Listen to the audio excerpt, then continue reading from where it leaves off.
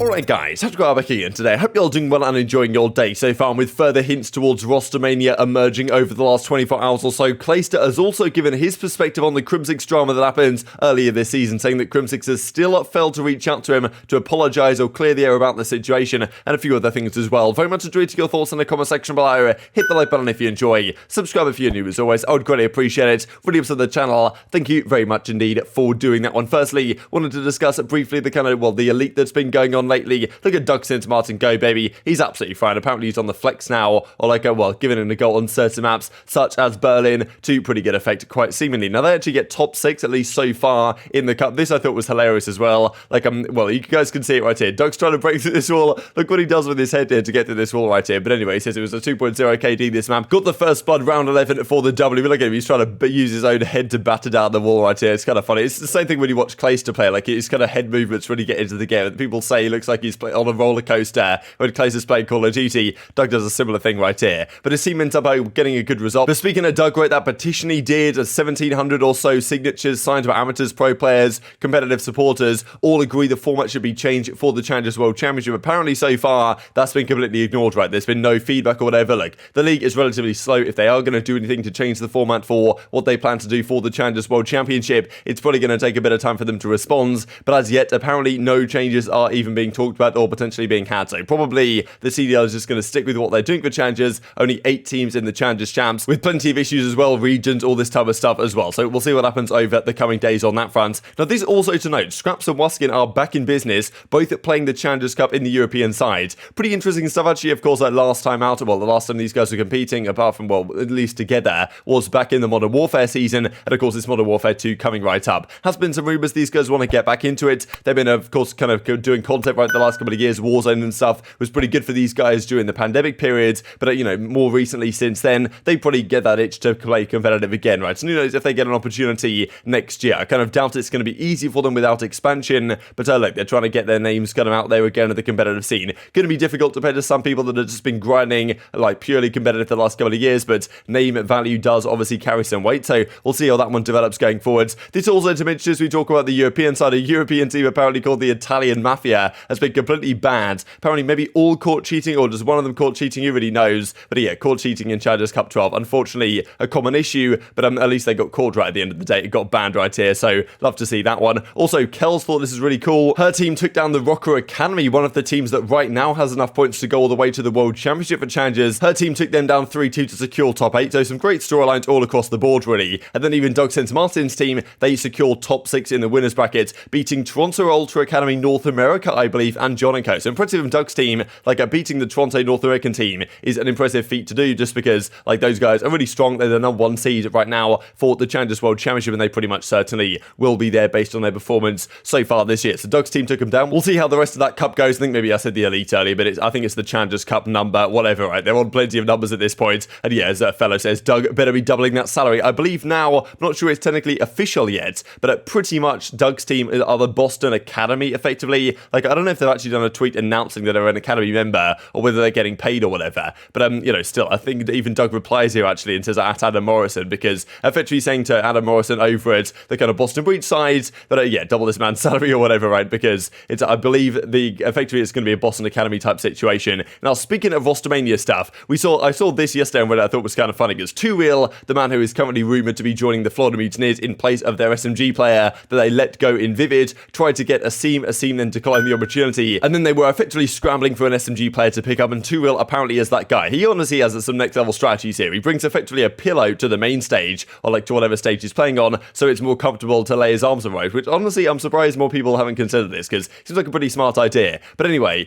Phil Willett actually says here in the thread, of course, that the Florida Mutineers coach, I can't wait for that day. Imagine we take a ship and he tosses it into the crowds. So I'm effectively confirming pretty much that 2Real is the guy they want to bring onto their team. So that, at least the current rumour, probably going to go ahead. Now on the Boston Breach side of things, I thought this is interesting really from Boston Breach. I wonder if the social media guy knows the capsule is probably getting dropped from the team, because they tweet this out. Seems like Cap is smiling all summer long. Let's smile, shop the collection now. But of course, yeah, Cap's not going to be here too much longer, right? Who's going to tell them that Cap is probably dropped from the team? And that, of course, is the current going rumour. Even further indications from that coming out yesterday. CDL Scream Intel points this one out, where, as you can see on the right-hand side, Dave Paddy assaults Cap still and exceeds, kind of a new challenge Challengers team is absolutely demolishing these lads right here. So, of course, yeah, welcome back to Challengers, I suppose. But more than likely, this is the real Capstone playing in the Challenger side, not any longer on the starting Boston Breach team, being replaced by Vivid is the present rumour. As Chrome points out, with Boston expected to bench Capstone, Vivid is obviously looking like the likely replacement for the rookie. Vivid was actually on the original rumoured roster, I think, if you guys remember this at the start of the season, when Boston wasn't even in the picture. And Washington, I think it was going to be the Washington, I forget the name it was going to be now. If you guys remember what the Washington team was going to be called, let me know. But yeah, the Washington team with Methods, TJ Halley and Paul X with Vivid was going to be the initial roster. Then Boston came in and said, actually, like, we'll take Methods and TJ, but we would prefer instead of Paul X and Venom or whatever the team potentially was going to be, they went down the route of Nero and Capstone instead, which worked out well at the start of the year. Capstone seemed like for the first few weeks a fantastic pickup, but now he's getting benched, right? And I think a lot of people have kind of raised questions on his playstyle and how impactful he is in questions like this. But, you know, we'll see as time progresses, right? If Vivid comes in alongside Nero, that doesn't work out. They might go for a Vivid Capstone duo towards the end of the year, but of course there's not many, well, weeks left to be honest. They need to get some wins on the board quickly, and their schedule is not particularly conducive to that one. So this seems like what's going to happen. Boston Breach Vivid, probably in the works right now, and of course it makes sense if they were trying to team with him earlier on, and now he's on the market, available to be acquired. Let's talk about Clayster then, right? So he's also been playing in this cup, and as he says, GG's to all the teams we played. Reverse swept some lads to secure top 6. Tourney, of course, continues later on today. But these were the words he had to say last night for Crimsix, right? Because we know the beef has gone down between these guys the last few months. There was all this talk about, like, the fact that Crimsix had, or like, well, Crimsix said that Clayster had sent a picture of him with his middle finger up to Hydra after they had a bad performance, since dropping Clayster off the team, and then Clayster said, actually, that's not the case at all, and this picture seemingly didn't exist, and Crim kind of backed down a little bit. So there was some weird stuff going on between the two of them. Like, a legendary duo, they've had so much success together in their careers, but yeah, Clayster effectively goes on to say in this clip some pretty harsh words for Crimsix, and understandably so if what he's saying is correct. The term Crimsix has really never reached out to him after dropping him to say anything of the sort to try and clear the air at all, to try and maintain the respect and the relationship between these guys, and also saying that actually at the Prom event, or maybe it was at Major 3 or whatever it exactly was, Crim was talking mad trash to Clayster behind the scenes to other pros, saying like, yeah, good idea, we dropped this guy. But yeah, definitely not really helping Crimsix to maintain any of those bridges.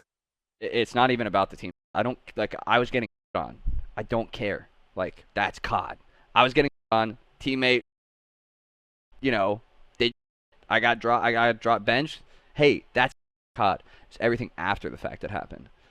Unnecessarily slandering my name. I had pros coming up to me at Minnesota being like, yo, Porter's outside smoking a cig, talking hella about you. Like, bro, I didn't say anything. You won. I got dropped. Why are you then cooking me at a month later, 2 months later? Why am I the center of your crosshair still? What the f did I do? I got benched and then took accountability for playing like... You know what I'm saying? It's just... Used to think, like, Crim's been one of my best friends for a super long time. Still hasn't called me. Still hasn't texted me one time since he benched me. I mean, dude, that's just pure disrespect.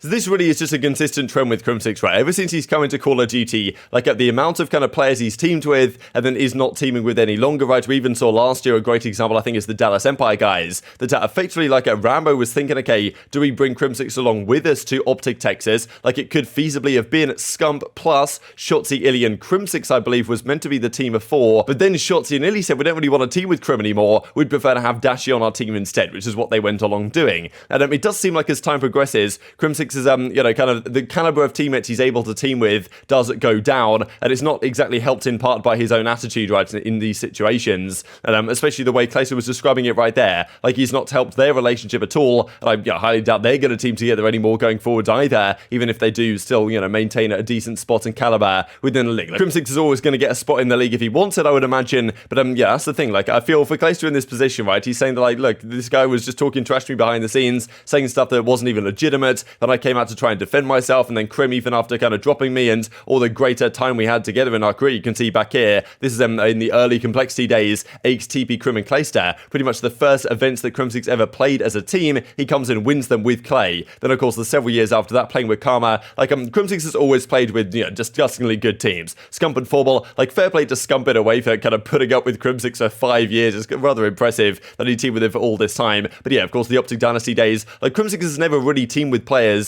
players that, you know, aren't of the caliber that can win championships, right? But as time has progressed, he ends up getting kicked off. The Optic team goes into the Dallas Empire team with Clayster again, has some great success there, especially towards the end of the year. But then as time progresses, right, the thing with Clay didn't really work out. We go into Cold War, and since then, the relationship broke down with Huke very quickly, and then in recent times as well, it broke, I mean, even with Vivid, right? Like, I think last year, Crimsix himself even admits he wasn't the greatest teammate in the world because the relationship broke down with Huke, then it did with Vivid, then Shotzzy nearly didn't want to team with him again. Then we go into this year, and like the caliber of players he's teaming with now is at, well, not as high, of course, as it was back in the day. And who knows if Hydra wants to team with him next year, these other guys as well. It's like, I mean, yeah, difficult time for Crim. So it goes to show what's happened with Crim, but I feel like from Clayster's point of view, is like, look, this guy, man, we teamed together with such great history together, Crim and Clay, and like, still the respect that they have for each other, I'm sure, is somewhere deep buried inside. But if Crim doesn't want to really reach out to Clay and say anything about this, and Clay doesn't seem to be like, yeah, well, you know, Crim's the one disrespected me, so I'm not going to try and fix this relationship myself. It's kind of sad to see, to be honest, but at the same time, if Crim was effectively spreading rumors about Clayster to pros behind the scenes, saying like, this guy's terrible, don't pick him up, he was ruining our team, all this type of stuff, that, you know, you can't really feel for Crimsix when things start to go downhill on his side of the pond as well. So intrigued to your thoughts now in the comment section below. A few things to finish out here, actually, because as Will it says, assemble the AR Exotic, kind of like what I was theorizing the other day,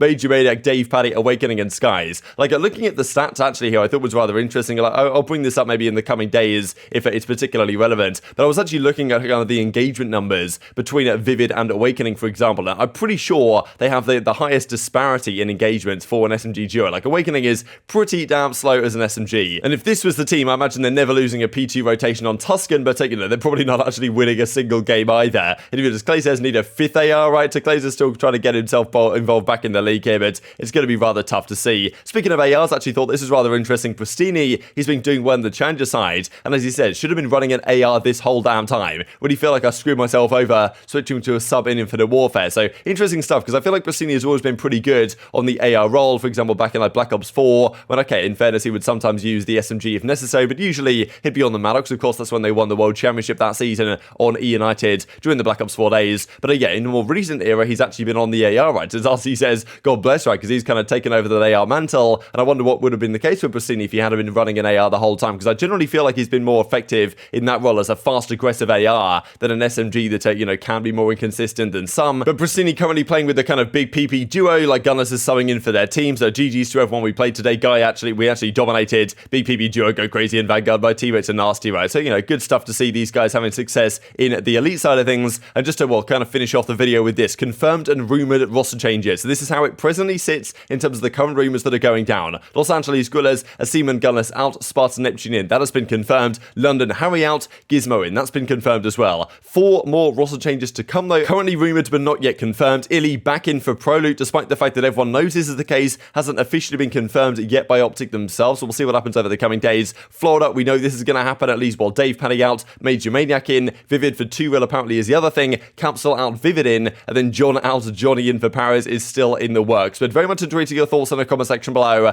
Hope you guys enjoyed the video. If you did enjoy it, hit on the like button, tell us your YouTube God, does a good video, I'd just like you to see it as well, and upgrade the competitive Call of Duty community. Thank you for watching as always, take care of yourselves, and I'll see you next time.